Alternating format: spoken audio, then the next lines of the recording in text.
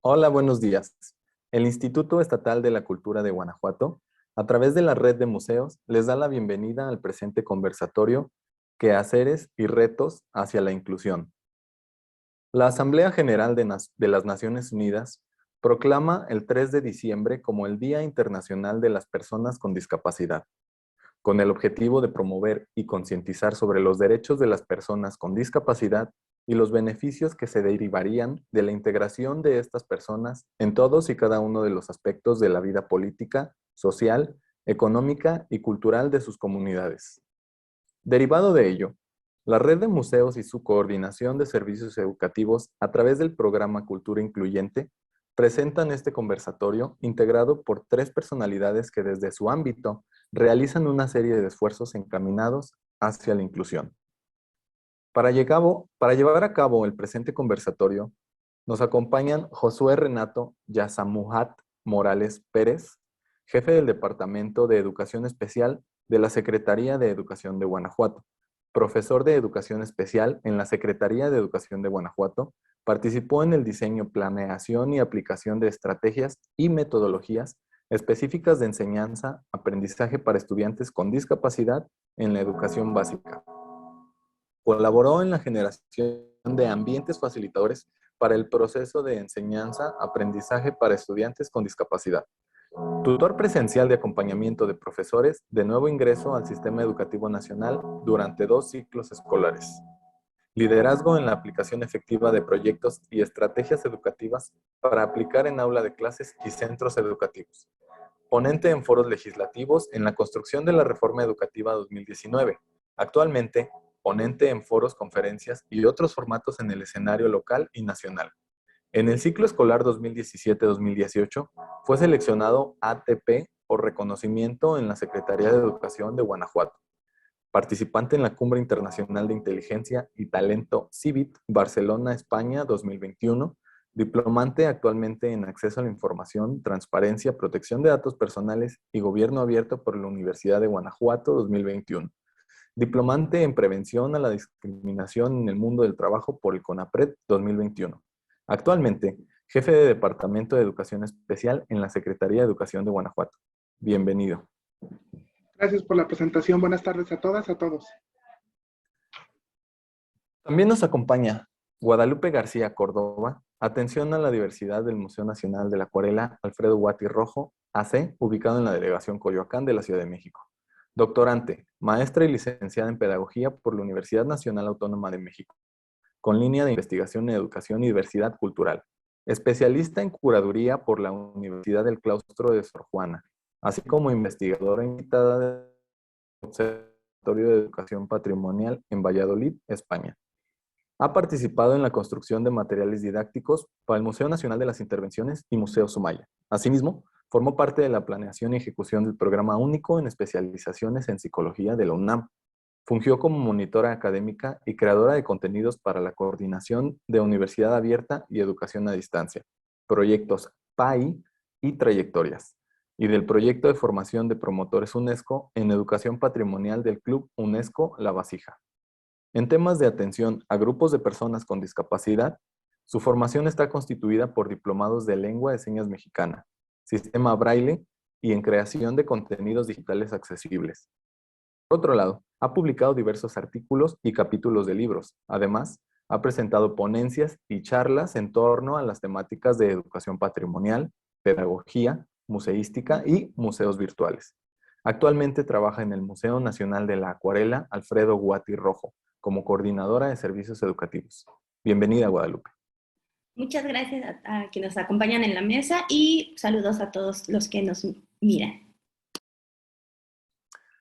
Y también está con nosotros Carlos Fonse Segura, director de Inclusión Social del Instituto Guanajuatense para Personas con Discapacidad, INGUDIS.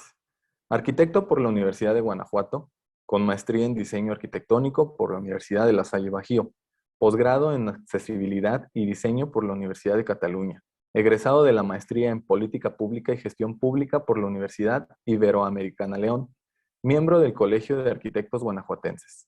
Funcionario público del Poder Ejecutivo del Gobierno del Estado de Guanajuato, donde ha colaborado como director de proyectos de obra civil en la Secretaría de Obra Pública y actualmente se desempeña como director de Inclusión Social del Instituto Guanajuatense para las Personas con Discapacidad.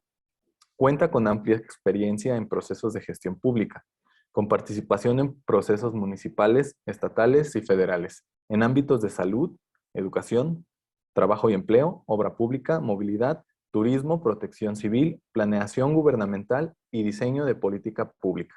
Con experiencia en docencia universitaria, miembro fundador del Consejo Iberoamericano de Ciudad Diseño y Construcción Accesible, SC, miembro de la Asociación Libre Acceso, AC, colaborador con distintas organizaciones de la sociedad civil en favor de las personas con discapacidad. Bienvenido. Muchísimas gracias, un placer estar aquí con todos y todas ustedes. Muchas gracias por estar con nosotros en esta fecha sumamente importante. Hoy, en el Día Internacional de las Personas con Discapacidad, desde este conversatorio, se expondrán las problemáticas sociales de las personas con alguna condición de discapacidad, así como las necesidades y el trabajo de diferentes instituciones para lograr convertirnos en una sociedad incluyente. Para dar espacio a nuestros expertos e inicio al conversatorio, cederé el uso de la palabra a Josué Renato Morales, quien nos presentará su testimonio sobre las experiencias y retos de la inclusión de las personas con alguna condición de discapacidad dentro de la educación formal. Adelante. Gracias por la presentación, por la bienvenida tan cálida. Agradezco realmente a las personas que me acompañan en esta mesa, Carlos, maestra Guadalupe. Muchísimas gracias por acompañarme en esta experiencia y por acompañar al IEC juntos, al unísono. Pues realmente agradecer también la participación y la invitación que se extiende a mi persona a través de la licenciada Vanessa. Me emociona realmente tener la oportunidad de comunicarme en esta fecha tan importante para todas y todas las instituciones que trabajamos y las personas que trabajamos a favor de los derechos de las personas con discapacidad. Quiero iniciar mi intervención presentando como algunos números rápidos de qué hacemos en la Secretaría de Educación Guanajuato. Actualmente estamos trabajando el derecho a la educación de niñas, niños, adolescentes con discapacidad inscritos en la educación básica a través de 57 CAM, centros de atención múltiple que ofrecen educación básica obligatoria desde el nivel educativo, educación inicial, hasta formación para la vida y el trabajo, matriculando 4,897 estudiantes. Estamos matriculando 31,000 estudiantes dentro del servicio educativo de la educación básica, con el acompañamiento de las unidades de servicio de apoyo a la educación regular en los niveles educativos, preescolar, primaria, secundaria, algunas telesecundarias, cosa que nos tiene muy emocionados, saber que estamos incrementando nuestras matrículas, saber que seguimos pugnando por el derecho a la educación, impulsando el artículo 24 de la Convención Internacional de los Derechos de las Personas con Discapacidad. Inminentemente, cuando hablamos de los retos y de los desafíos del sistema educativo local, del sistema educativo nacional, en la Secretaría de Educación Pública, en la Secretaría de Educación Guanajuato, tendríamos que hablar del derecho a consagrar el artículo 24. Tendríamos que hablar del paso a la reforma educativa 2019 y que en esta nueva armonización legislativa en la que tuve la oportunidad de participar, estamos hablando de condiciones educativas. Estamos apostando ahora ya por una educación inclusiva, ir transitando poco a poco, paulatinamente, de la inclusión educativa a la educación inclusiva. Cuando hablamos de educación inclusiva, no solamente hablamos de un cambio de concepto, hablamos de reconocer todos los derechos, cómo satisfacemos las necesidades básicas de aprendizaje y cómo todo el sistema educativo local tiene que reorganizarse, constituirse de tal suerte que permita atender cada una de las necesidades básicas de aprendizaje de nuestras niñas, niños, adolescentes. Eso nos tiene muy emocionados. Aquí en Guanajuato nos estamos reorganizando con la prestación del servicio educativo de la educación especial. Hoy día pusimos a disposición un buzón ciudadano a través de una dirección electrónica que compartiré en la caja del chat con todo gusto para que puedan madres, padres de familia, tutores, cuidadores de niñas, niños, adolescentes con discapacidad, conocer cuál es nuestra oferta educativa, dónde están presentes estos 57 CAM de los que estaba hablando, dónde están estas 1,756 escuelas que son acompañadas por las 157 USAER y que puedan ponerse en contacto con las maestras y los maestros directores, las autoridades escolares, para conocer un poco más de qué hace la educación especial con niñas, niños, adolescentes con discapacidad. Cerrando como los números rápidos, los números gruesos, les quiero platicar que estamos muy emocionados aquí en la Secretaría Guanajuato matriculando 897 estudiantes en el área de formación para la vida y el trabajo y o laboral. Tenemos 40 CAM que están matriculando estos estudiantes y que estamos apostando por un modelo educativo que garantice la certificación de competencias laborales, prelaborales y competencias para la vida y el trabajo y el empleo. Seguramente estoy que con los grandes aliados que tenemos del otro lado en Ingudis, podríamos apostar y podríamos seguir favoreciendo esta inclusión social y que será un tema para hablar en otro conversatorio. En estas grandes estrategias o en estas grandes apuestas de cómo nos robustecemos y cómo caminamos a esa educación inclusiva de las que estaba hablando, estamos hoy día trabajando con grandes aliados. Pusimos en marcha un proyecto educativo a través de la Secretaría de Educación Pública con Lego Fundación, un proyecto que nos permite y que está buscando en sus bases origen acompañar los procesos de enseñanza-aprendizaje del sistema Braille y las nociones básicas del mismo a través de la metodología aprendizaje a través del juego.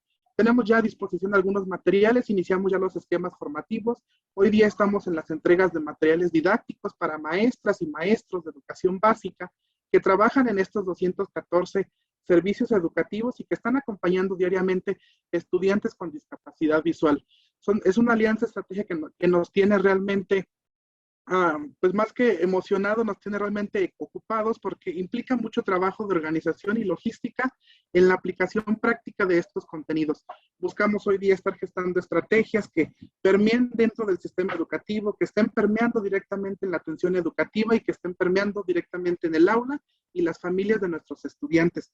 Estamos arrancando un proyecto con Sésamo Group, un proyecto para educación preescolar, en el que estamos impulsando el derecho a la educación de la primera infancia, niños y niñas de 0 a 3 años y niñas y niños de 0 a 6 años. Educación inicial, educación preescolar, y que estamos construyendo materiales educativos, estamos caminando de la mano con este gran aliado, de tal suerte que nos permita ir trabajando no solamente con las maestras y los maestros, sino con las autoridades educativas desde el rol y la función y la coparticipación que ejerce cada uno de los que integramos el sistema educativo. Una alianza estratégica que va más allá. Estamos buscando llegar hasta las familias de niñas, niños, adolescentes de la primera infancia, inscritos en educación preescolar, inscritos en educación inicial. Hoy día, tras el paso de la reforma educativa, ese es un reto muy fuerte que identificamos y que estamos reconociendo y que nos tiene conmovidos saber que la educación inicial en el sistema educativo nacional se ha reconocido ya como parte de los niveles de educación básica obligatoria. A través de estos 57 CAM, les quiero platicar que tenemos 37 CAM trabajando la atención educativa de niñas, niños, adolescentes de 0 a 3 años que se identifican ya con alguna condición de discapacidad inscritos en nuestro sistema educativo y dando la bienvenida, dando la acogida a nuevas poblaciones, tanto al nivel de educación inicial como al resto de los niveles educativos de la educación básica. De estas grandes alianzas estratégicas de las que estoy hablando, les quiero decir que estamos avanzando, estamos cerrando ya un proyecto en este 2021 con el Tecnológico Monterrey, con el Tecnológico de Monterrey, Campus Monterrey, donde buscamos construir y apostar por la tecnología asistiva para niñas, niños, adolescentes que están inscritos en los centros de atención múltiple. Materiales educativos que les permitan ir transitando, que permitan ir adquiriendo nuevas competencias, nuevos saberes, nuevos aprendizajes a nuestras poblaciones inscritos con discapacidad visual, inscritos con discapacidad motriz y inscritos con sordoceguera. Este proyecto estamos cerrándolo en este 21, espero tener la oportunidad de presentarlo en redes sociales para que lo conozcan todas las personas que escuchan este conversatorio y entonces conozcan qué estamos haciendo a favor de la tecnología asistiva, a favor del derecho a la educación de nuestras niñas, niños, adolescentes. Hay una alianza que me tiene realmente muy ocupado y que yo agradezco mucho a la licenciada Anne Van de Berg, que también integra el Instituto Estatal de la Cultura, pues celebramos un convenio de colaboración con el Instituto de Cultura durante el paso de la pandemia. Es un material muy rico, es un material que sigue estando en los ordenadores, pero que tenemos ya una fecha colocada en agenda porque queremos presentarlos a toda la comunidad educativa a la que está destinada, a toda la comunidad de la educación especial, de la educación básica aquí en la Secretaría de Educación Guanajuato, pero que también lo conozca la comunidad del Instituto Estatal de la Cultura. Tenemos ya en agenda la presentación de este material. Logramos concluir 5 talleres artísticos que están denominados artes plásticas, lírica infantil, literatura infantil, cuando hablamos de la educación inicial, teatro a través de la lengua de señas mexicana y música y movimiento. Lo que busca este convenio de colaboración es crear y recoger toda la experiencia que tienen las artistas y los artistas guanajuatenses en la atención educativa de niñas, niños, adolescentes con discapacidad. Qué mejor que recogerlo de los grandes aliados, que es el Instituto de la Cultura, y que entonces eso nos permita garantizar algunas nociones básicas de lo que plantea el artículo 30 de la Convención Internacional de los Derechos de las Personas con Discapacidad, cuando hablamos de cómo acercamos, de cómo promovemos el arte, la cultura, los espacios recreativos, las actividades recreativas para personas con discapacidad. No solamente bastará la celebración de este convenio, tendríamos que ir avanzando, tendríamos que ir construyendo nuevas acciones, trazando nuevos proyectos, y que esta línea estratégica que se ha trazado desde la Dirección General de Educación Básica nos permite ir atendiendo este derecho a la educación del artículo 20, el artículo 30, el artículo 27, cuando hablamos de los entornos laborales, y cuando reconocemos que el 24 habla de cómo generamos condiciones educativas, cómo apostamos por la construcción de métodos, medios y formatos accesibles, cómo apostamos por el acceso al aprendizaje de la lengua de señas mexicana como la oportunidad de avanzar en una oportunidad para niñas, niños y adolescentes en las formas de comunicación, interacción y participación en los entornos laborales.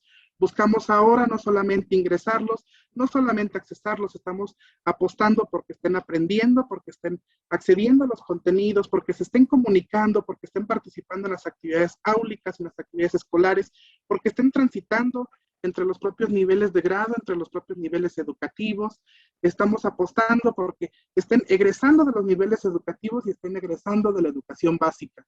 Y que todos aquellos estudiantes adolescentes de 15 años los estemos matriculando ya dentro de nuestra oferta educativa de CAM, Formación para la Vida y el Trabajo.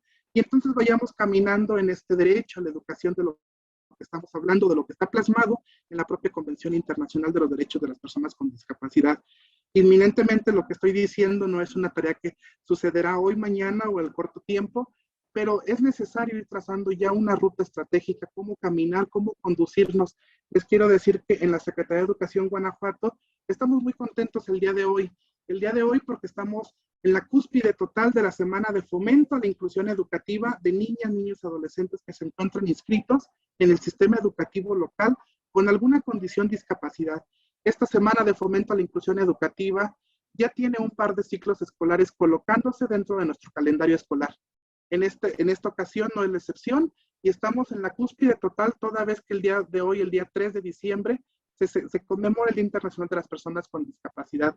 Están desarrollándose y se estuvieron desarrollando durante el transcurso de la semana algunas acciones muy positivas que buscan permear para generar culturas inclusivas dentro de los entornos educativos donde tiene presencia la educación especial. Cuando hablo de que esta semana de fomento a la inclusión educativa está en nuestro calendario, no solamente hablamos de las 1,756 escuelas, hablamos de las 4,000 escuelas que integran la educación básica y que tienen la oportunidad de trabajar algunas actividades de concientización a favor de los derechos de las personas con discapacidad. Me emociona realmente mucho poder compartirles en tan poco tiempo todas las acciones que estamos trabajando, parte de las acciones que estamos trabajando hoy día en la Secretaría de Educación Guanajuato, decirles que nos estamos reorganizando con la prestación del servicio educativo, porque la meta de la educación inclusiva es el derecho a la educación de todas y todos. Hasta aquí cierro mi intervención y agradezco el tiempo. Muchísimas gracias por tu participación, Josué. A continuación, Guadalupe García nos expondrá sobre su labor en torno a la inclusión de las personas con alguna discapacidad en el Museo Nacional de la Acuarela. Hola. Guadalupe, adelante. Gracias a todos. Voy a compartir pantalla rápida para platicarles un poquito. Bueno, el Museo Nacional de la Acuarela trabaja ya desde hace varios años con la red de museos para la atención de personas con discapacidad. Esto que les voy a platicar es un poco reflejo, si bien son actividades del Museo de la Acuarela, son reflejo también de toda la red de museos que trabaja en conjunto para garantizar el derecho a la cultura de las personas con discapacidad, ¿no? El Museo Nacional de la Acuarela tiene un programa de atención a la diversidad cuya función o cuyo objetivo principal es brindar actividades que atiendan necesidades específicas de grupos específicos, pero que a partir de los principios del diseño universal den la bienvenida a todos. Para ello tenemos actividades de acuarela incluyente, le llamamos así, en la cual tenemos obras táctiles que por ahora están guardadas por la pandemia, pero que se sacan para los grupos vulnerables en las visitas específicas. Tenemos talleres específicos por ejemplo, hacemos un recorrido a través de las esculturas del museo que nos cuentan un poco sobre la historia de la acuarela en la época prehispánica y hacemos un taller de modelado a partir de esta visita. Tenemos otra actividad que es arte que toca el portafolio. En esta, la intención es que las visitantes con y sin discapacidad, siguiendo el principio de ser incluyentes, puedan reconocer los distintos materiales por los cuales se hace pintura, no solamente en acuarela, sino en óleo, en acrílicos, en gouache, en témperas, diversos papeles, soportes, telas, diversos tipos de pinceles, diferentes tipos de materiales de pincel y las texturas que van adquiriendo con el paso del tiempo. Tenemos también juegos didácticos con todas estas actividades que les estoy presentando son resultado del ejercicio de la prueba y error, ¿no? También como en esta línea de la voz de las personas con discapacidad de nada sin ellos, ¿no? Todo con ellos, los hemos puesto, hacemos materiales que se ponen a prueba, se tienen que replantear, volver a hacer, replantear, volver a hacer, y los juegos didácticos son resultado justamente de darnos cuenta que sobre todo los niños más chiquitos o las personas que viven con síndrome del espectro autista tenían ciertas actividades que les llevábamos a talleres, les parecían muy aburridos, no conectaban con ellos y con base en eso hemos comenzado a hacer materiales que se deconstruyen, ¿no? Que son una especie de rompecabezas y de obras para deconstruir con materiales amigables que se pueden caer, se pueden romper y no, o sea, no hay ningún inconveniente, ¿no? Y que los acerca a la obra de una manera más amable.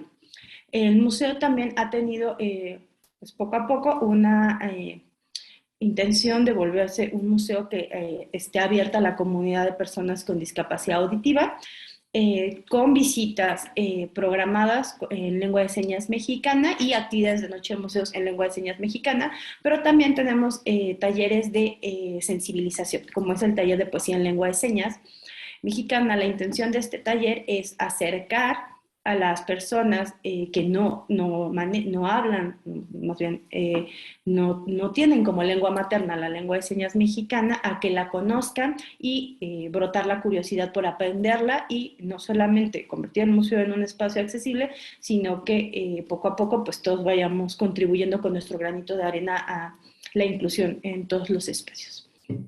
Tenemos también talleres de acuarela razonada. Estos talleres están pensados específicamente para personas con discapacidad intelectual. Con la intención, nosotros pintamos una mariposa de colores donde la regla es pintar, ¿no? El principio es una mariposa porque creemos que las mariposas tienen colores, son libres, no hay estándares, así debe de ser. Y hemos aprendido que entre más libertad haya, los visitantes, las participantes sienten mayor posibilidad y no se sienten censurados, a diferencia de pintar, por ejemplo, un paisaje, ¿no? O un edificio, una figura humana, que si bien es un reto y hay muchos chicos que lo aceptan y están dispuestos poco a poco a trabajarlo, en el de acuarela razonada es un momento para divertirnos. La mayoría de las actividades que les presento son actividades que están al principio de...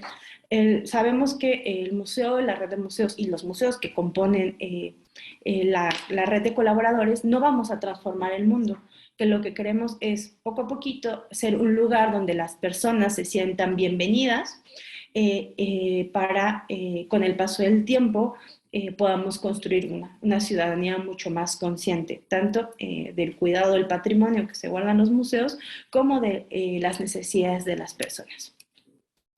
El museo cree que a nivel de inclusión, si bien la atención a personas con discapacidad es una prioridad, sabemos que los museos, como espacios como con aura institucionales, no solamente habían discriminado hasta hace un tiempo a personas con discapacidad, ¿no? Sino que se ha censurado a personas de comunidades que viven lejanas o personas que son propias de la comunidad, pero por circunstancias ajenas al museo o a su propio sentir, no pueden acceder, ¿no? Cuestiones económicas, cuestiones físicas, cuestiones de discriminación social. Entonces, como consecuencia de esto, el museo tiene actividades que principalmente salen de las 4 paredes del museo y van hacia las comunidades para usar la acuarela como un medio de resiliencia ante conflictos sociales, económicos, también de la naturaleza, ¿no? Estos talleres los hemos aplicado en lugares donde, por ejemplo, después del terremoto, el último terremoto que hubo en la Ciudad de México, los llevamos aquí en algunos albergues que hubo en la Ciudad de México, pero también desplazamos estos talleres al estado de Morelos. Están las cartografías sociales, la idea es reconstruir a partir de recuerdos e ideas lugares, ¿no? Usar el arte como un medio de reconstrucción de los espacios, pero no solamente el espacio como lugar, sino el espacio como contenedor de emociones. Acuarela y otras técnicas, otras artes, es un taller que busca acercar a las personas al reconocimiento del arte como un medio de reconocimiento económico, ¿no? Llevamos grabado, llevamos repujado, llevamos vitrales, que puedan ver que en las artes hay la posibilidad de un oficio y que este oficio se puede profesionalizar y después quizá tener un ingreso económico. Acuarelas rústicas en este taller, que es un taller que además funcionó muy bien en línea. Durante la pandemia les enseñamos a los chicos, a las chicas, a los participantes en general, que para pintar no siempre es necesario tener un set de acuarelas costoso y unos pinceles costosos, ¿no? Sino que con materiales que se tienen en casa uno puede generar sus propios pigmentos y aplicarlos para crear.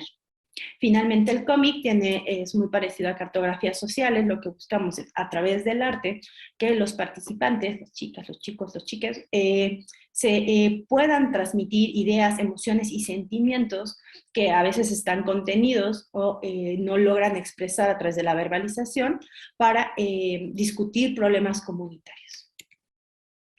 Pues bueno, la pandemia a todos los miembros de la red y de los museos que nos acompañan o nos han apoyado de Guanajuato, se han dado cuenta que la pandemia fue una oportunidad y una limitante, ¿no? Llega el COVID y cerramos los museos, ¿no? Y los museos, después de muchos años de trabajo, de colaboración, teníamos ya muchísimos convenios con centros de atención múltiple, con centros de integración y adaptación social, con CAIS, con escuelas de educación especial, con escuelas de niños, niños talento o niños sobredotados. ¿Me morí? Ay, no. Algo pasó, perdón. Se detenió la función. Creo que sigo aquí. Bueno, es un poco, todos estos convenios parecía que se habían fracturado, pero en realidad nos dimos cuenta que las posibilidades se habían abierto, ¿no? El reto fue construir nuevas actividades a través de la pantalla y el reto, por supuesto, para los chicos con discapacidad o los chicos en condiciones de vulnerabilidad, de adaptarse, pero nos dio la posibilidad de que chicos de la Ciudad de México pudieran conocer museos de Guanajuato, museos de Sinaloa, museos como de otras partes del mundo que no hubieran conocido en las circunstancias de la normalidad. La red de museos es una red que, si bien nace en la Ciudad de México, ha tenido un esfuerzo constante por nutrirse de espacios de toda la República Mexicana. No solamente para hacer muchos museos, sino porque creemos que en todas partes de la ciudad, en todas partes de la República Mexicana y del mundo se están haciendo pequeñas cositas. Y hemos aprendido que si bien uno leyendo, teniendo la legislación, aprende lo que debe ser y cómo debe ser, sin embargo, aprender de lo que los compañeros hacen, cómo modifican, cómo adaptan, cómo hacen ajustes razonados, nos ha permitido nutrirnos entre todos y poco a poco generar estrategias que garanticen el acceso a la cultura de las personas con discapacidad. Finalmente, para cerrar mi participación, quiero invitar a todos los que nos miran durante esta semana. Iniciamos el 3, me parece, de diciembre. Todos los museos miembros de la red de museos para atención a personas con discapacidad tenemos actividades en línea y físicas incluyentes.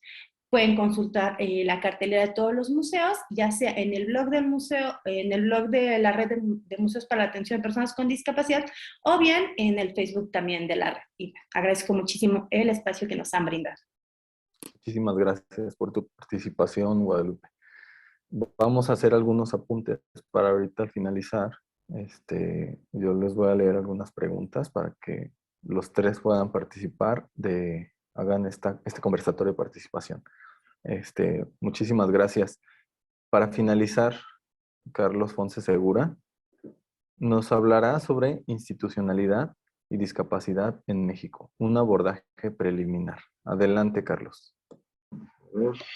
Allá va. Bien, pues nuevamente muchas gracias por la invitación. Un saludo afectuoso de nuestro titular en el Instituto, el Liceo José Grimaldo Colmenero. Y pues bueno, encantado de estar aquí viendo puntualmente estas iniciativas, estas actividades que realizan desde el espacio público para el acceso a la cultura, a la educación. Y bueno, lo que con muchísimo gusto me da la tarea de tratar de compartir de una manera muy, muy sintética, que iré platicando, las láminas se quedarán para poderle ahí darle pausa y verlas con más detalle.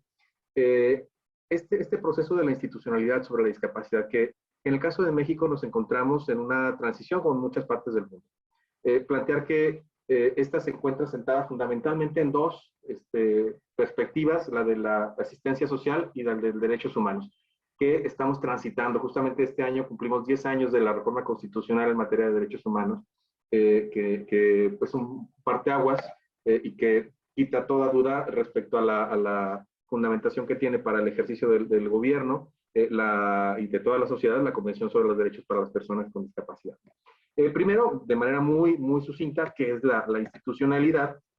Bueno, desde el enfoque de la CEPAL, de la Comisión Económica para la Región de América Latina y el Caribe, plantean, bueno, pues son el conjunto del marco normativo, los organismos, los mecanismos de articulaciones y los programas, los recursos que se dispongan, y en el particular caso de la discapacidad en México, por el momento que vivimos, nosotros agregamos la disposición de información estadística. Ahorita vamos a ver esta situación. Entonces yo voy a hacer un abordaje muy, muy sencillo, solamente desde el ámbito de los marcos normativos, en contraste con la información estadística y algunos de estos efectos para discutir la ponencia y al final un instrumento para abordar con más detalle alguna ruta posterior. Esta es una estructura general en donde cabe la cultura, por supuesto, pero que bien puede utilizarse para interpretar cualquier otro aspecto respecto a la institucionalidad en lo general sobre discapacidad, pero pues, particularizaremos en la cultura, ¿no? Bien, entonces en este sentido, acá, estoy en pausa, perdón, le apreté a dejar de compartir, ahí va, ahí está, bien, bien.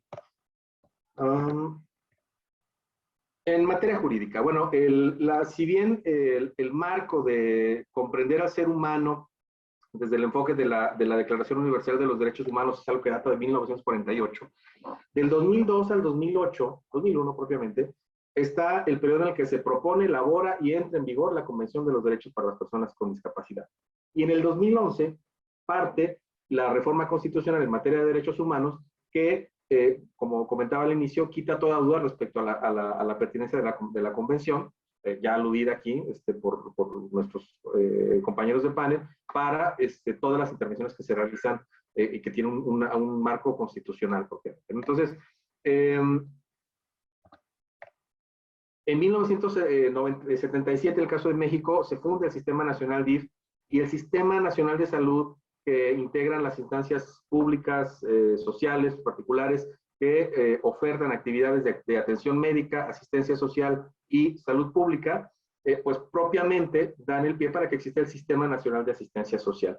Y esta asistencia social como tal, pues era todo el conjunto de acciones, ¿no?, tendientes a modificar mejorar las circunstancias de carácter social que impidieran que cualquier individuo, pues, cualquier situación no logra una incorporación plena en la sociedad. Pero ciertamente, en el caso de la discapacidad, había una definición muy vaga, ¿no? Es las personas con discapacidad como sujetas de asistencia social sin otra caracterización adicional. El artículo primero ya habla justamente del goce pleno de los derechos que enuncia la Constitución, más todos aquellos los que enuncian los tratados internacionales. Y el artículo primero, en su fracción tercera, ya habla del ámbito de competencias que se tiene la obligación de toda autoridad para promover, respetar, proteger y garantizar los derechos humanos, incluyendo el derecho a la cultura. Pero, ¿qué es la discapacidad? En estos dos modelos se sientan dos instrumentos que desde el consenso internacional definen a la discapacidad de distinta forma. En 1975, la Declaración de los Derechos de los Impedidos, pues esencialmente era la discapacidad centrada como un rasgo de la persona. ¿Sí? Es cualquier persona que no puede subvenir total o parcialmente en la vida diaria es una persona con discapacidad, está en la persona. Y la Convención nos plantea un constructo social en donde las personas son aquellas que tienen sí deficiencias a corto, a largo plazo, pero que al interactuar con las barreras físicas y sociales impiden la participación. Entonces, es un cambio que se encuentra en el fondo y que conceptualiza diferente las intervenciones gubernamentales. Porque si el problema está en la persona, atendemos a la persona.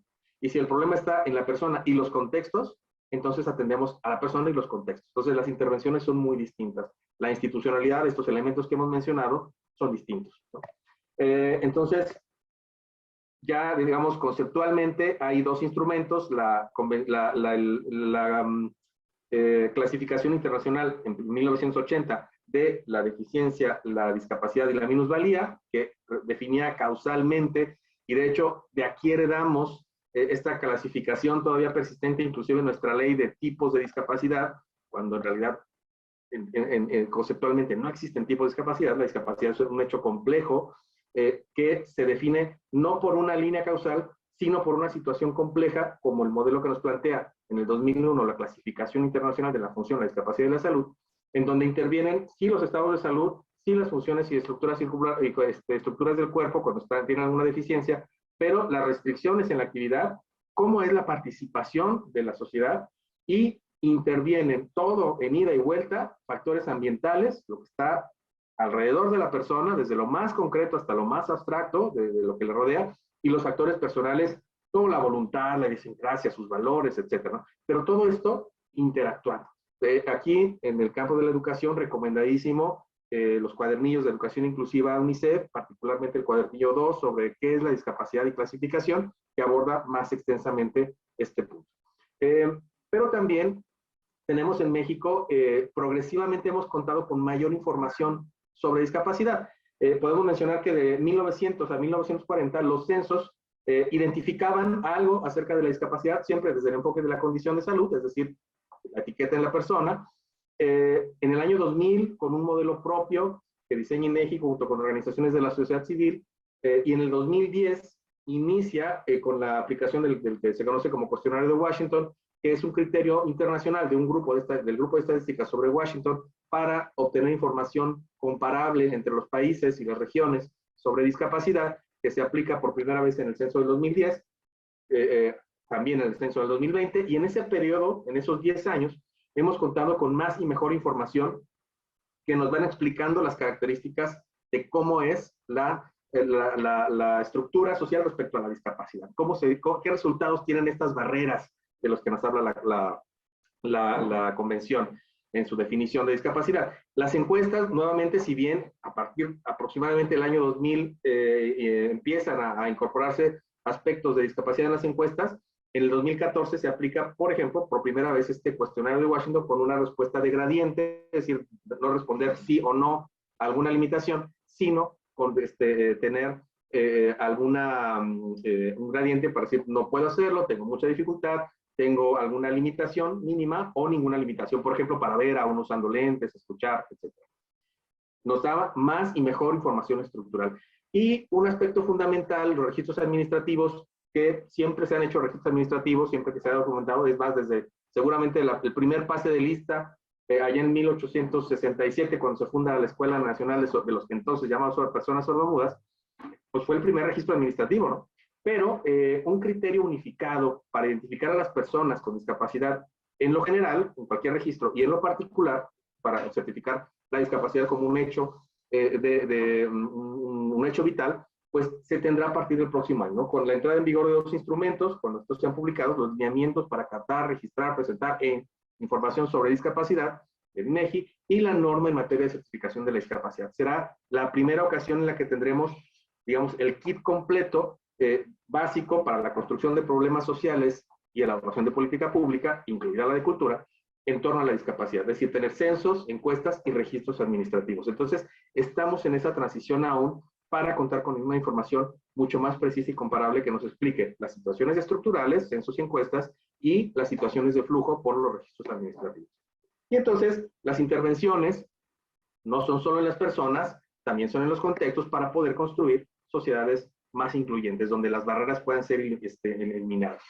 No solo en lo físico, hoy hemos escuchado ejemplos muy bonitos, seguramente en un momento más los vamos a platicar y profundizar en ellos, sobre estas intervenciones que ocurren, pero la conciencia en las personas, quienes toman decisiones, quienes tomamos decisiones, pues es un aspecto fundamental para esta transformación, ¿no? Algunas cosas que conocemos hoy que no se conocían antes, para poner esto en ejemplo, por ejemplo, vamos a colocar las tasas de alfabetización en México. Desde una perspectiva razonablemente comparable, realmente hasta el 2000 y 2010 podemos tener una información sobre discapacidad. En cambio, en la población en la general podemos rastrearnos hacia atrás.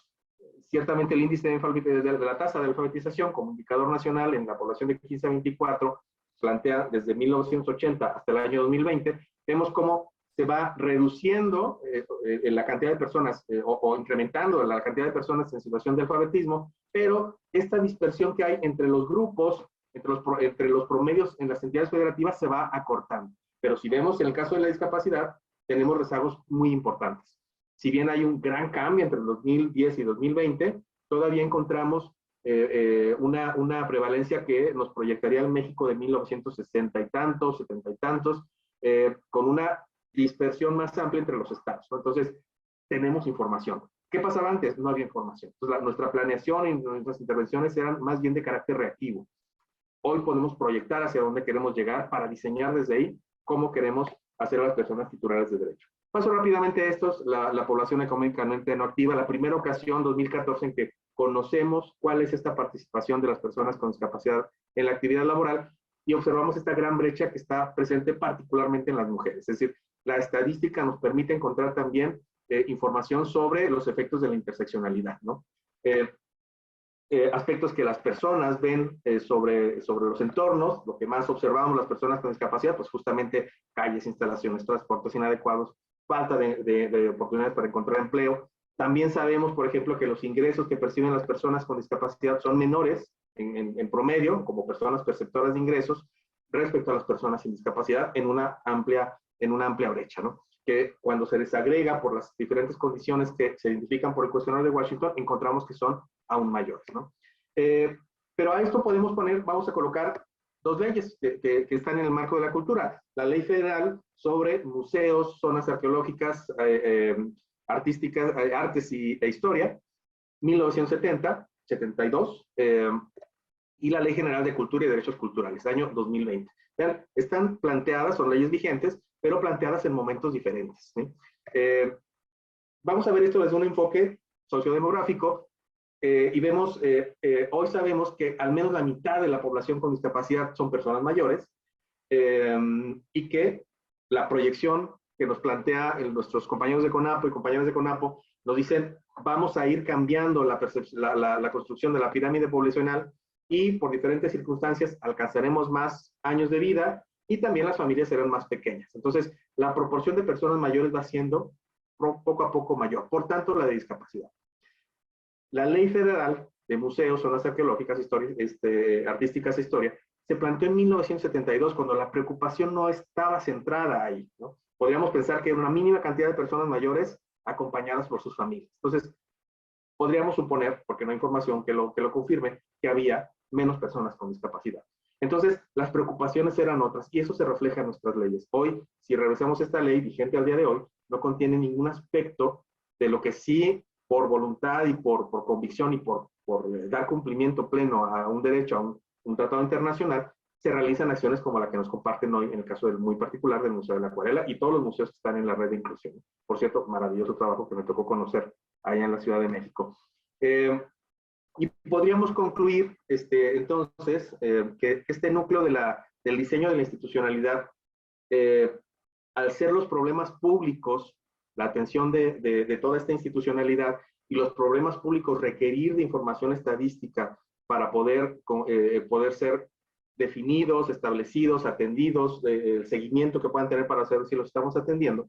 Entonces, necesitamos terminar de concretar este conocimiento que nos puede dar en torno a la discapacidad para poder saber que estas intervenciones que estamos realizando son las suficientes, son las necesarias y en este sentido una ruta deseable para quienes busquemos trabajar en este aspecto en el caso concreto de la cultura y cualquier otro, mejorar el diseño de la institucionalidad, una institucional como lo plantea el propio instrumento de la Agenda Regional del Desarrollo Inclusivo, más eficaz, más eficiente, más transparente, con mayor participación de la ciudadanía suficiente.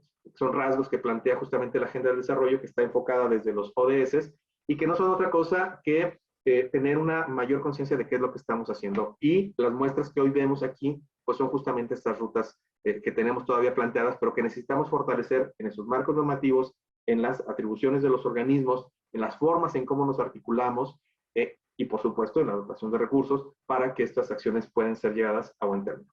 Con este punto termino mi intervención. Muchísimas gracias. Muchísimas gracias, Carlos. A todos les agradezco mucho su participación. Les pido ahora, gracias que abrieron su cámara.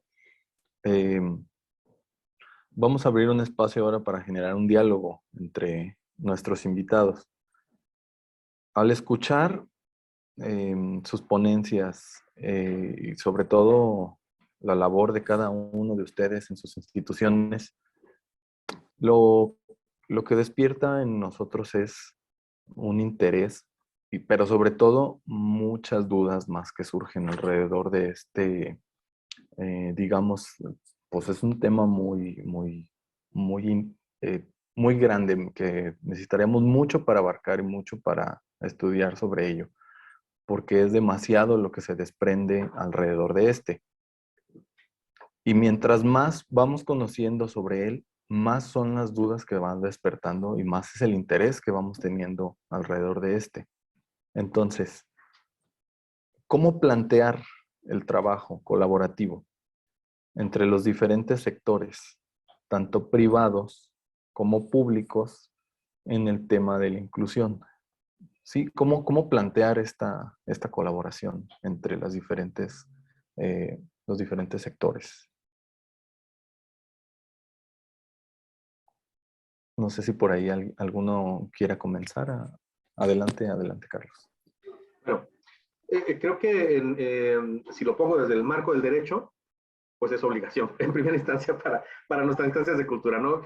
Como veíamos en esta serie de tiempo, tanto la Ley General de Cultura, Derechos de Cultura y Derechos Culturales lo plantea muy concretamente, para llegar al ejercicio de los derechos culturales, entre otras actividades, cada autoridad en su ámbito de competencia, pues justamente participa en la construcción de convenios. Pero esos convenios, creo que el primer punto es partir de que estamos atendiendo a la diversidad humana.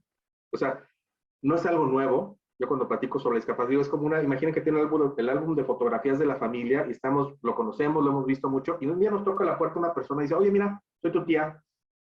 No podemos decir que es una tía nueva, nada más que no salía en las fotos. Y entonces, pues la dejamos de atender. Y entonces no le habíamos hecho el espacio para que estuviera en esa historia, pero claro que siempre ha tenido que estar. Entonces, el primer punto es una cuestión de derecho, pero también plantearlo en el sentido de la perspectiva del desarrollo de la sociedad, que es necesariamente, desde la perspectiva del envejecimiento, una necesidad para ser sostenible a toda la sociedad. Y desde esos puntos de quiénes somos como seres humanos, qué hemos olvidado y qué por dignidad humana tenemos que responder, y hacia dónde vamos como sociedad, creo que son los puntos fundamentales para poder iniciar estos diálogos que nos lleven a establecer buenos criterios para convivir, para establecer acuerdos y llegar a convenios que nos permitan facilitar esta convivencia. Muchísimas gracias. ¿Alguien más le gustaría agregar algo sobre esto? Tomando la opinión o la perspectiva que plantea Carlos, se hace interesante cuando hablamos de este reconocimiento de cómo estos datos estadísticos, geográficos, dónde están las personas con discapacidad, cuántas niñas, niños y adolescentes tenemos matriculados, con qué condiciones en esta tipificación que se ha establecido en la Secretaría de Educación Pública, es cuando vamos identificando las necesidades latentes para atender al derecho de la educación, o que vamos atendiendo estas prerrogativas que están enmarcadas en los propios artículos de la Convención Internacional. No solamente queremos decir que con las acciones que estamos trabajando, que se trabajan en diferentes instituciones, estamos apostando por el derecho, inminentemente lo hacemos, pero entonces necesitamos ir armando todo este entramado de estas buenas acciones para poder construir política pública. Cuando construimos una política pública robusta en un esquema de evaluación y diagnóstico, eso nos permite trazar algo sólido, algo fijo, con una idea, con un objetivo muy claro, muy específico y muy determinado, que nos permita los procesos de seguimiento, evaluación y procesos de rendición de cuentas para poder llegar. Se hace necesario que tras el paso de la pandemia no olvidemos este tipo de formatos. Es una oportunidad distinta que tenemos de comunicarnos a las instituciones para continuar avanzando, no solamente en la celebración de convenios de colaboración interinstitucional, sino en estos espacios de diálogo entre instituciones que nos permitan reconocer, validar lo que estamos haciendo cada uno de los que conformamos el gobierno, y entonces podamos construir nuevas perspectivas y que en esta oportunidad que tenemos de tomar decisiones vayamos avanzando en función de números, en función de prerrogativas, en función de contextos y de necesidades. Hasta ahí dejo la intervención. Muchísimas gracias. Muy importante y muy interesante las observaciones.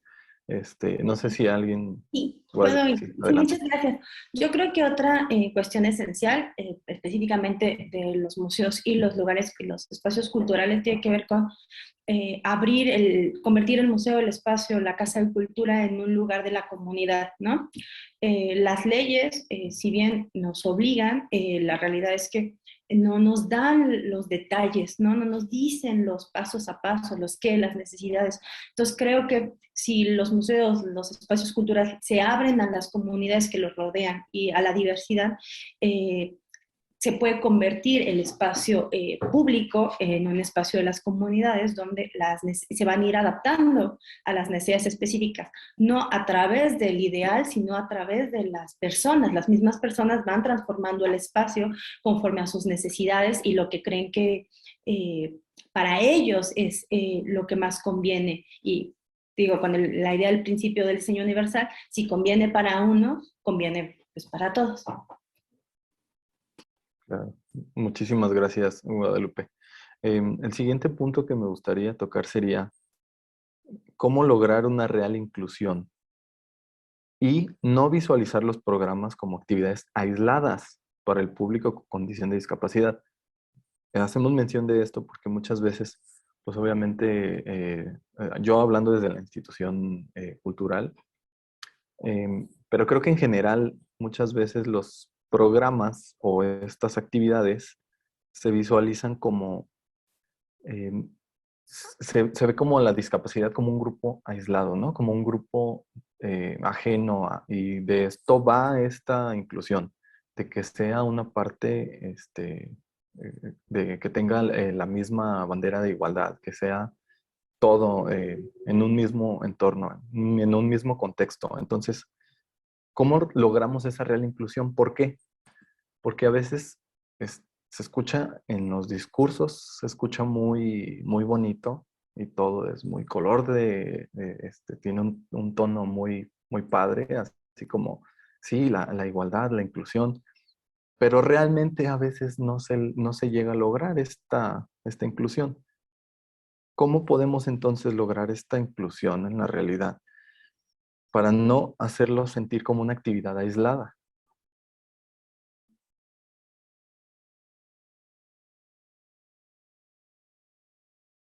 Los escucho, si alguien quiere hacer una... Yo creo que una de las primeras cosas que no se nos deben olvidar es que todos tenemos necesidades específicas, independientemente de si vivimos o no vivimos con discapacidad. Y eso nos abre el horizonte en los espacios, en las casas, en en todos lados a tener presente que todos, como decían los compañeros, necesitamos o tenemos necesidades que van a diversificarse y que no siempre estén, no siempre las veamos, no quiere decir que no existan. En ese sentido, creo que primero como dar apertura desde el interior de las instituciones a la diversidad, ¿no? Al haber desde el interior de las instituciones diversidad, la misma mecánica cotidiana obliga a los espacios a diversificarse hacia quienes nos visitan, hacia los que vienen de afuera.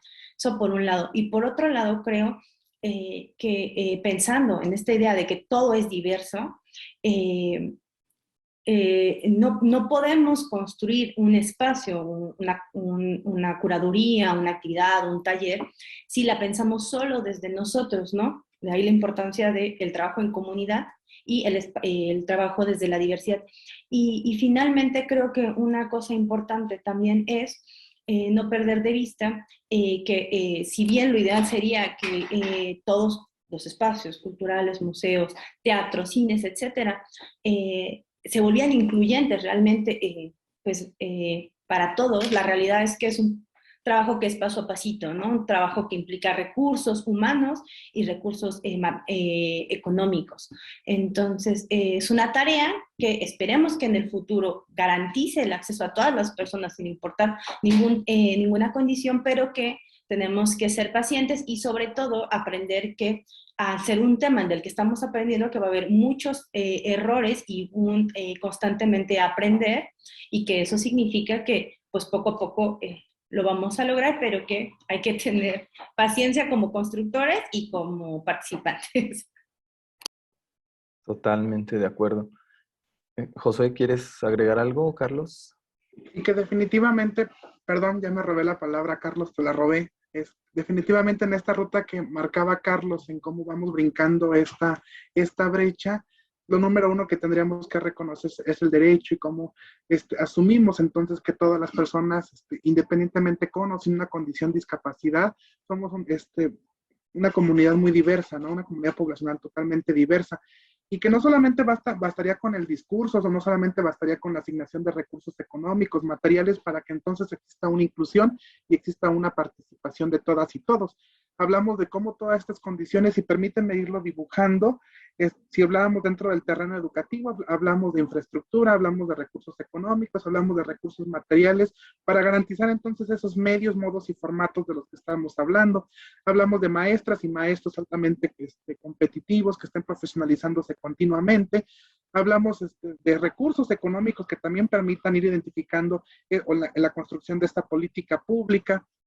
Hablamos de condiciones básicas para que exista el aprendizaje, para que exista el acceso a las escuelas o las instituciones educativas, no solamente donde tiene presencia la educación especial, donde hay la presencia de niñas, niños, adolescentes con una situación de discapacidad, rampas de acceso, barandales, pasamanos, y pudiéramos seguir hablando como de otros apoyos, ¿no? Apoyos técnicos, y cómo todas estas condiciones educativas se vuelven sustantivas para poder caminar a eso que hablamos de inclusión efectiva, ¿no?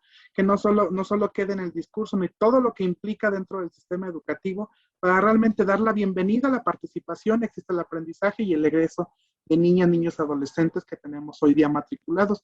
Hoy día el sistema educativo local, y he tenido la oportunidad de platicarlo con la Universidad de Guanajuato, estamos enfrentando un reto altamente significativo.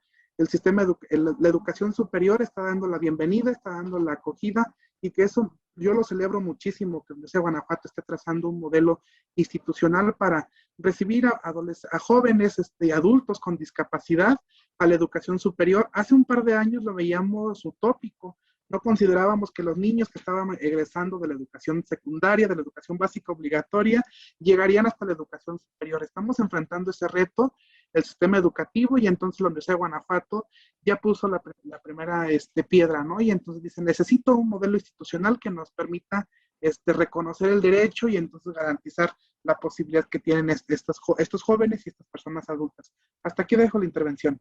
Muchas gracias, José. Pues aquí se ha hecho mención. Sí, adelante, Carlos, te escuchamos. Yo quiero compartir esta imagen, porque tomando como referencia los puntos que comenta Lupita, que es aprender en el hacer. y compartir desde el enfoque de la propia red, ¿no? Esta es una pieza que está en el Museo de Arte e Historia de Guanajuato, perteneciente a la red que justamente se integra en años pasados. Esta es una pieza en un museo donde todo estaba en vitrina y nada se tocaba, solo se veía. Entonces, cuando cambia esta interacción hacia tener mayor inclusión, pero también a diseñar con las personas, y entonces esta pieza que muestra un estípite barroco y el proceso del estofado, pues es una pieza que se puede girar y las personas, yo no quiero ver esto y me quiero sacar la foto ahí, ¿no? Por ejemplo. Y la pieza permite observar y también puedo tocarla. Y entonces, de pronto, este tipo de intervenciones que son construidas con la comunidad, pero que también son compartidas como ejemplos, como el caso del conocimiento que plantea la red, de ser una red de conocimiento y de compartir estas buenas prácticas, pues creo que esa es una de las bases fundamentales para poder construir esta sociedad inclusiva, porque parte justamente del diálogo, de dialogar y escucharnos y entendernos. Es esta tía que llegó que me dice, ¿no? ¿Dónde te gusta estar? ¿Te gusta estar parada? ¿Te gusta estar sentada? ¿Cómo te gusta verte en las fotos? Etcétera. Es dialogar, ¿no? Entonces, como bien comenta Lupita, para ir construyendo en conjunto ¿cómo se llama? Esta sociedad. Y por supuesto, como bien menciona Josué, midiendo, sabiendo que estamos estableciendo problemas, que estamos resolviendo, que es algo que sí podemos saber, a diferencia de hace algunas décadas, no muchas, que lo que hacíamos no sabíamos qué impacto tenía respecto a la generalidad. Hoy sí lo podemos saber. Entonces tenemos que saber que además que esas intervenciones que estamos realizando son suficientes, que es un rasgo que plantea esta agenda del desarrollo inclusivo, son intervenciones suficientes para que esta sea realmente una sociedad que está construyendo, que va rumbo hacia la inclusión. Muchas gracias, Carlos. Los tres hacen mención de algo que me llama mucho la atención y es lo joven que es todo esto. O sea, viendo ahorita sus láminas, realmente tiene muy pocos años que esto empezó a tomarse en cuenta, este tema de la inclusión, y cómo ha evolucionado tan de una forma, pues digamos, pues no sé si lenta, pero sí ha sido un proceso evolutivo, como un poco, ¿no? Que ha tomado unos lapsos de tiempo demasiado considerables. Ya para cerrar, les preguntaría desde su ámbito profesional, pues nosotros acá desde Guanajuato, creo que es podemos deducir muy rápido e inmediatamente cuál es el principal reto para lograr la inclusión. Hago mención de nuestra ciudad porque ya sabemos que, híjole, inmuebles catalogados, la misma geografía y las obras, cómo están construidas, que no se puede intervenir, etc.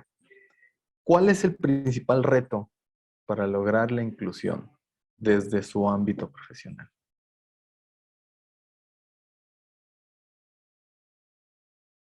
Yo quisiera compartir, soy de formación arquitecto, y debo compartir, yo colaboro con el Comité Ejecutivo Nacional en la Comisión Nacional Comité Ejecutivo Nacional de la Federación de Colegios de Arquitectos de la República Mexicana. Estoy a cargo de la Comisión de Accesibilidad. Y también me toca participar junto con un muy estimado colega arquitecto de Nuevo León, el arquitecto Benjamín Ortiz, que está siempre muy preocupado por los temas de envejecimiento desde hace muchos años. Participamos en el grupo de Arquitectura para Todos de la Unión Internacional de Arquitectos. Y dentro de este grupo, uno de los puntos que están hoy focalizados en la preocupación de la Unión Internacional es justamente este punto de accesibilidad y patrimonio. Poco tocado, pero necesariamente tiene que ser abordado, ¿no? Y abordado desde el marco profesional. Es decir, si yo tomo una norma y digo, quiero hacer accesible un espacio catalogado, y le voy a poner una rampa azul, y pienso que hay que poner una rampa azul y un pasamanos amarillo, yo mismo digo, no, por favor, porque tenemos que conservar el patrimonio. Lo que hace falta es la intervención especializada y comprometida en este caso, de restauradores y todo el equipo que interviene en un proceso de restauración, por ejemplo, de sitios y monumentos, para diseñar intervenciones que sean dignas e incluyentes. Y el otro punto es atender a que hay algunas soluciones que van a ser muy complejas hacerlas accesibles. No sé si, Lupita, tendrás en la imagen entre la mente, pero en esta imagen icónica de la escalinata de la Universidad de Guanajuato. Creo que es difícil no tenerlo ¿Cuándo va a ser eso accesible? Híjole, pues está difícil. Pero el punto es que cuando llega ahí un grupo de personas, unas se suben y otras no, y las que se suben tienen una experiencia, y las que se quedan, pues nos quedamos ahí viendo, pero ¿qué pasa cuando yo me voy a quedar abajo, pero voy a tener una experiencia? Y entonces el que se sube tiene una experiencia, y yo me van a explicar algunos aspectos compositivos, de la materialidad, de los procesos, de la importancia histórica, y me llevo una experiencia. Entonces, creo que el punto está sobre todo en analizar qué experiencias tenemos que llevarnos. Ya estoy un punto entre la parte de la cultura y en la parte de turismo cultural, ¿no? Que me transforma y me deja algo, ¿no? Entonces creo que esas son las cosas que nos tenemos que plantear, qué nos deja cada sitio, qué tenemos que construir desde el enfoque de diseño para todos, y que todos nos llevemos una buena experiencia. Y debo comentar que esto, una charla con guías de turistas de Guanajuato en particular, me decía, una guía de turistas, yo trabajo con grupos de personas mayores, y ellos me dicen, no, yo no voy a subir eso. A mí platícame aquí, ¿no? Entonces, pues sí, porque finalmente me quiero llevar una experiencia, porque el ser humano, por naturaleza, pues, tiene limitaciones conforme va avanzando la edad. Y también, pues, nos fuimos a sentar en Guanajuato, y como dice mi querido maestro, el arquitecto Rovira Veleta, coordinador de la maestría, perdón, la especialidad de accesibilidad y diseño para todos, hay lugares que no son y nunca serán accesibles. Y creo que Guanajuato tiene algunos de esos, pero eso no quiere decir que no podamos hacer nada. Tenemos que compartir experiencias y construir que sea tan significativo subir y bajar la escalinata como quedarme abajo, ¿no? Y claro, las intervenciones que sean necesarias para que se pueda facilitar el acceso, ¿no? Es decir, no puedo llegar a través de la escalera, pero puedo llegar por la parte de atrás, por un elevador, de otra forma, ¿no? Entonces, ¿cómo construir experiencias independientemente de mi condición y de la condición? Pero sí también con la intervención de profesionales de la restauración que nos ayuden a decir, estos son los criterios con los cuales sí vamos a intervenir un espacio. ¿Por qué? De la mano de las condiciones de accesibilidad están las condiciones de seguridad, ¿no? Es decir, podremos hacer más fácil evacuaciones, y entonces los impactos son para toda la población, serán más confortables, etcétera. Entonces, no se trata de, como bien comentaste hace un momento, de focalizar que la accesibilidad solo es para personas con discapacidad, sino hace espacios más humanos, más amables para todas las personas, como bien comentó Lupita, desde el enfoque del diseño universal. Muchísimas gracias, Carlos. Josué, adelante. Sí, y permítanme brincar al terreno educativo, y entonces cuando hablamos de este enfoque de educación para todas y todos, cuando hablamos de la Agenda 2030, cuando hablamos del diseño universal para el aprendizaje dentro de la sociedad educativa, hablamos del reconocimiento a que niñas, niños, adolescentes estén ingresando al sistema educativo local, se estén matriculando estadísticamente, estemos reconociendo las condiciones de discapacidad de aquellas niñas y niños que ya están inscritos, y que entonces se hace necesario ir levantando estos datos estadísticos, que estén accediendo a las instituciones educativas cuando hablamos de condiciones de accesibilidad para que entonces puedan existir estos barandales de los que hablaba o estas condiciones de las que hablaba Carlos, que estén aprendiendo dentro del aula y estén participando en las actividades prácticas que se desarrollan dentro del aula, dentro del entorno escolar y fuera de ella, y cómo existe y confluye la participación de madres, padres de familia, tutores y cuidadores de nuestros estudiantes, ¿no? Que estén egresando y transitando dentro de los niveles y grados escolares obligatorios de la educación básica, y que estén rotando transitoriamente, pero que aquellas prácticas educativas que estamos gestando a través de maestras y maestros se vuelvan realmente una oportunidad, una experiencia de vida. Aquí en la Secretaría de Educación Guanajuato, y ahorita que escuchaba a Carlos, lo denominamos trayectorias educativas. ¿Cómo aseguramos que las trayectorias educativas, estas experiencias de aprendizaje de nuestros estudiantes, se vuelvan realmente de calidad?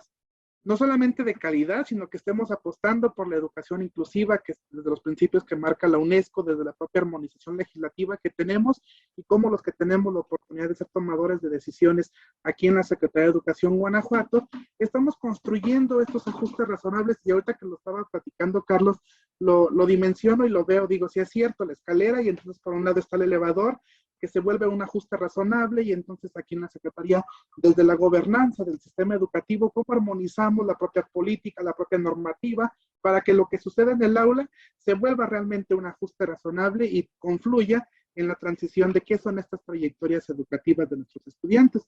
Quiero pensar en aquellos jóvenes que por diversas situaciones no tuvieron la oportunidad de concluir una educación básica, que tienen 15 años, hoy día tienen la oportunidad de matricularse dentro de la oferta educativa que tiene esta Secretaría en el esquema CAM, Formación para la Vida y el Trabajo. Habrá jóvenes que dentro de su trayectoria educativa, dentro de su experiencia, no satisfagan las necesidades inmediatas de su persona o de la familia, ¿no? Y entonces busquen otra alternativa, otra opción distinta, otra experiencia que sí la satisfaga, ¿no? Y entonces cómo vamos generando realmente esas condiciones o esas trayectorias educativas, también se vuelve un reto interesante cuando hablamos de accesibilidad educativa. Hasta ahí dejo la participación. Muchísimas gracias, Josué. Muy importante considerar, pues, de tres profesionales desde muy distintas áreas, pero que son básicas en la formación de un ser humano. Guadalupe, te escuchamos.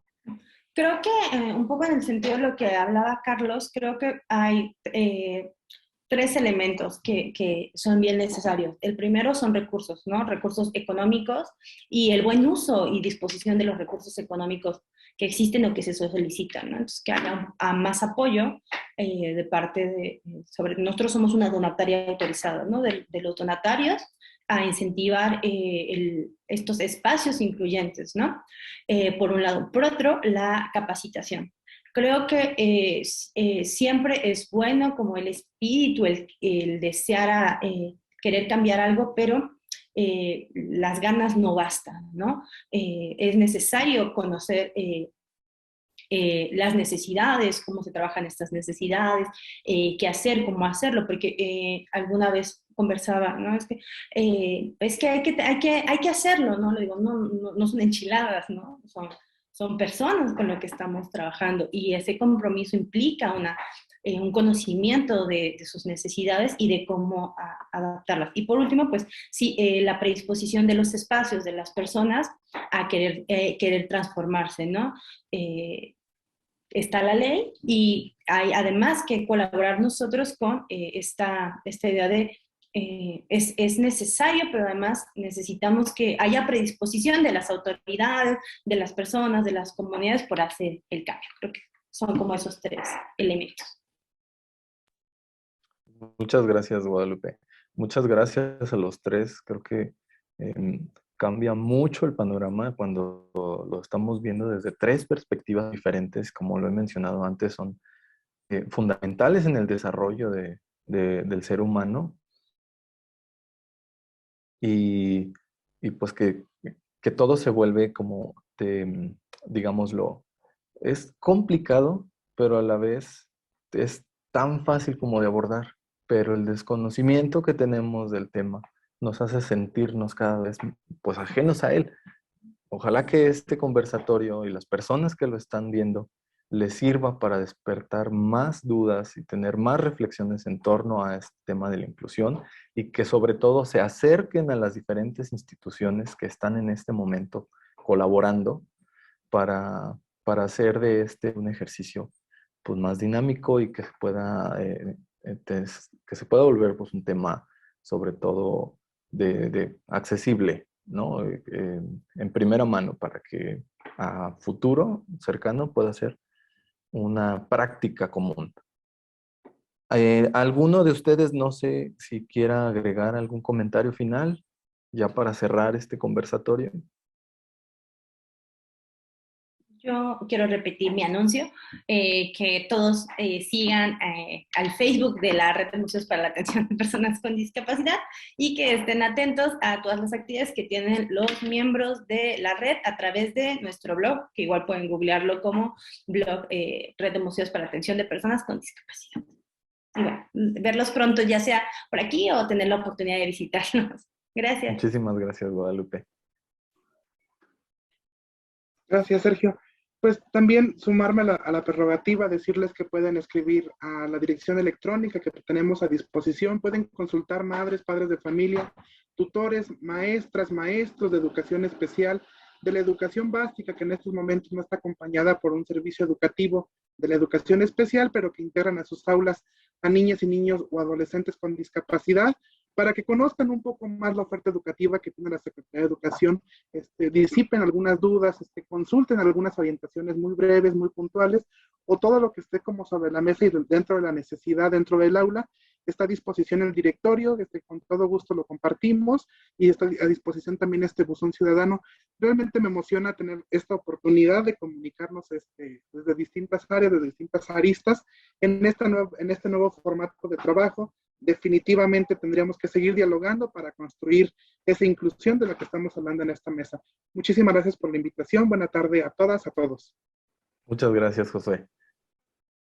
Pues Escuchamos, agradecer Carlos. también, visitar a visitar nuestra página ingudis.guanajuato.gov.mx. Ahí también están los datos de contacto, conocer los diferentes programas que están a disposición de la ciudadanía. Y pues encantado de tener esta charla, este conversatorio que, pues en el deseo, como bien comenta José, que habrá más puntos a abordar y que, como hace un momento decía Sergio, nos deja más interrogantes que certezas, pero creo que precisar las preguntas y hacerlas más efectivas es parte de saber que estamos avanzando, más que las certezas que podamos ir construyendo, ¿no?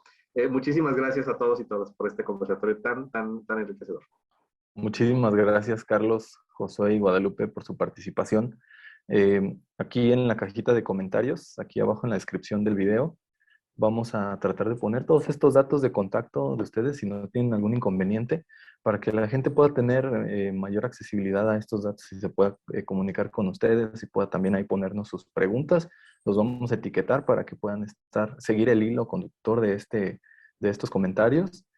Y pues nada más agradecerles por su participación, sus reflexiones en torno a este tema, el cual ha despertado mucho interés por diversos sectores de la comunidad, de la sociedad aquí en Guanajuato y en todo el país. Y agradezco al público y los invito a estar pendientes de nuestras actividades dirigidas a personas con alguna condición de discapacidad o vulnerabilidad, como son talleres, conferencias, videos en lengua de señas, materiales, actividades sensitivas, así como nuestros demás programas encaminados a lograr una cultura incluyente.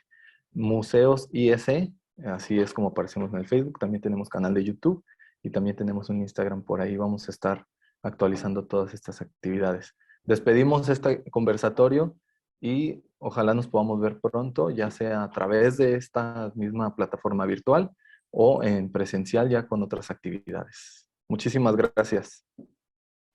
Gracias a todos, a todas. Guanajuato, Grandeza de México, Gobierno del Estado.